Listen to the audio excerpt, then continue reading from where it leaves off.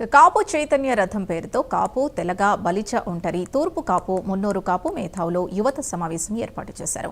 కాపులు ఎదుర్కొంటున్న సమస్యలు, భవిష్యత్ కార్యాచరణపై విస్తృతంగా చర్చించారు. ఈ సమావేశంలో జనసేన అధినేత, ప్రస్తుత ఉప ముఖ్యమంత్రి పవన్ కళ్యాణ్ కు పూర్తి మద్దతు ప్రకటించారు.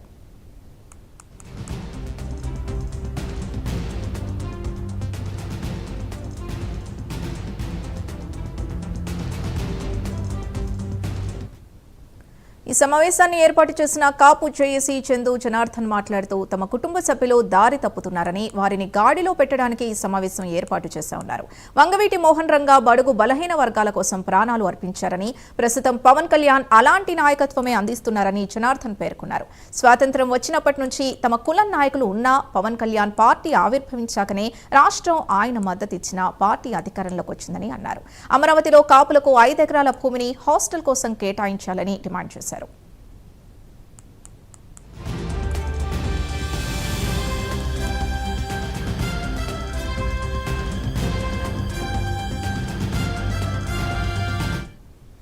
కులం వద్దంటూనే కులం మీటింగ్లు పెట్టడం విచిత్రంగా ఉందని ఎనలిస్ట్ అక్షర సత్యం అన్నారు. వంగవీటి మోహన్ రంగా బతికుంటే కాపులు ఇలా ఉండేవారు కాదన్నారు. కాపులంతా కలిసి పోరాడాల్సిన సమయం ఆసన్నమైందని, తమ కులం ఎన్నో రాజ్యాలకు చట్టాలు తెచ్చిందని గుర్తు చేశారు.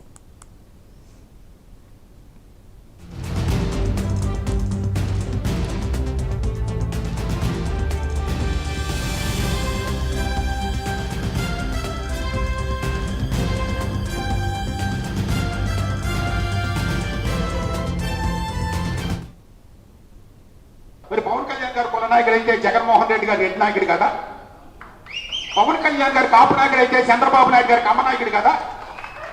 ఏంటి కాపు ఒక్కడే కాపు నాయకుడా?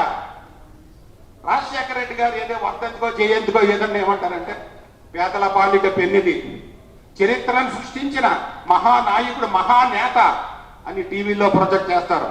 ఎన్టీ రామారావు గారు వర్ధంతి వచ్చినా జయంతి వచ్చినా సంక్షేమ పథకాలను తీసుకొచ్చిన వ్యక్తి, 8 నెలలు అధికారంలో తీసుకొచ్చి చరిత్ర సృష్టించిన యుగ పురుషుడు అని ప్రసారం చేస్తారు. అదే రంగా గారు వర్ధంతి వస్తే ఏమంటారు? కాపుల నాయకుడు, కాపుల ఆరాధ్య దైవము. ఒక్కసారి తీసేస్తారు కాపులు. మన కాపులో తింగర కాపులమో తెలుగు కాపులు, రంగా గారు మా కాపు నాయకుడు అంటారు, చక్కర కొట్టుకుంటాం. కానీ మన నాయకుడిని ఒక కులానికి పరిమితం చేసి సమాధి నుంచి వెలివేసి ఊరి చివర పారేస్తారని మనకు తెలియదు. 4 పడవల్లో వచ్చాం, ఈ 4 పడవల్ని కాల్చి తగలబెట్టేసేయండి అని చెప్పారు. సైనికులకు అర్థం కాల.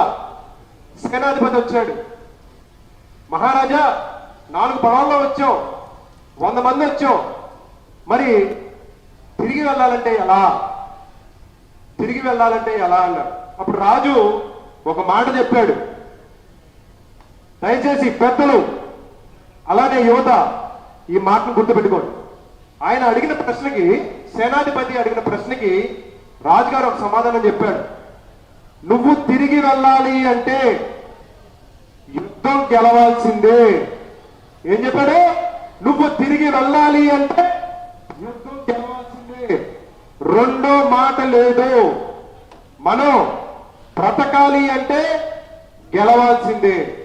ఈ బ్రతకడం కోసం ఏ విధంగా యుద్ధం చేస్తాం, ఎవరితో కలిసి వెళతాం, ఏ విధంగా ఎత్తులు పై ఎత్తులు వేస్తాం అనే దాని మీద మాత్రమే రాజు ఆలోచిస్తాడు. ఈ రోజున మనం చూస్తున్నాం, రాజకీయ నాయకులు 1000 కోట్లు 100 కోట్లు ఈడీ అంటే తెలియదు మనకి. మరి అలాంటి పెద్ద పెద్ద కేసులు ఉన్న వాళ్ళు రాజ్యాధికారం చేస్తున్నప్పుడు ఏ మచ్చాలేని మన నాయకుడు సీఎం అవడానికి అర్హత లేదా అని అడుగుతున్నాం. మరి ఈ రోజున 27-28% ఉన్నాం రాష్ట్రంలో. మరి 3% ఉన్నవాళ్ళు, 4% ఉన్నవాళ్ళు రాజ్యాధికారం చేస్తున్నారు. మరి పవన్ కళ్యాణ్ గారు ఈ రోజున మరి ఆయన యొక్క ఆశయం చాలా పెద్దది. మరి ఆయనకి బోరుగడ్డ అనిల్ కానీ, శ్రీరెడ్డి కానీ, అదేవిధంగా కత్తి, ఇలాంటి వాళ్ళు చాలా మంది రోజు ఎన్నో చండాలప వీడియోలు పెడుతూ చాలా దారుణంగా కూడా ఆయన్ని మానసికంగా ఎన్నో హింసించారు. అయినా కానీ ఆయన ధ్యేయం ఒకటే, ప్రజలకి ఏదో చేయాలి, ఒక తపనతో ముందుకు వచ్చిన వ్యక్తిని మనం కాపాడుకోవాలి. రాష్ట్ర కాపు జేఏసీ తరఫున మేము ఎప్పుడు కూడా ఆయనకి అందాదండా ఆర్ఎస్ఎస్ బీజేపీకి ఎలా ఉంటుందో అదే విధంగా మేము ఉంటామని ఈ సభాముఖంగా తెలియజేసుకుంటూ నరాలు తెంపేయాలి, ఊరుకోకూడదు. ఉద్వేగంగా నేను చెప్పట్లా, నరాలు తెంపేయమంటే కత్తులు పట్టుకొని అని వెళ్ళొద్దు. మాటకు మాట సమాధానం చెప్పండి, పాలసీ మాట్లాడండి, విధానపరంగా విమర్శించండి, గొడవలకు వెళ్ళొద్దు. నీతిగా నిజాయితీగా మనం మన గొంతు ఎత్తుదాం. మన నాయకుడిని ఎవరైనా మాట్లాడితే ఆయన వ్యక్తిగతంగా కానీ రాజకీయంగా కానీ తూలనాడాలని చూసినా వెనక్కి లాగాలని చూసినా ఆ స్ట్రాటజీలో మనం పడొద్దు, ఆ ట్రాపుల్లో పడొద్దు. మనం బ్లైండ్గా ముక్కుసూటిగా మన నాయకుడిని పట్టుకొని వెళ్దాం. ఆయనే తీరం చేరుస్తాడు, ఆయన మాత్రమే చేయగలడు. ఏ నాయకుడికి కాపుని యాచించే స్థాయి నుంచి శాసించే స్థాయికి వెళ్ళాలని లేదు, ఒక్క ఉన్నది పవన్ కళ్యాణ్ గారికి మాత్రమే. అందుకనే ఈరోజు చాలా మంది యువత ఎవరైతే వచ్చారో వాళ్ళు పనిచేసే పారామీటర్స్ ప్రకారం వాళ్ళందరికీ పదవులు ఇచ్చారు, వాళ్ళందరినీ నాయకులను చేస్తున్నారు. ఇంకా కొన్ని జనరేషన్స్ వాళ్ళను కూడా కులాలకి మతాలకు అతీతంగా ఆయన నిలబెడుతూనే ఉన్నారు.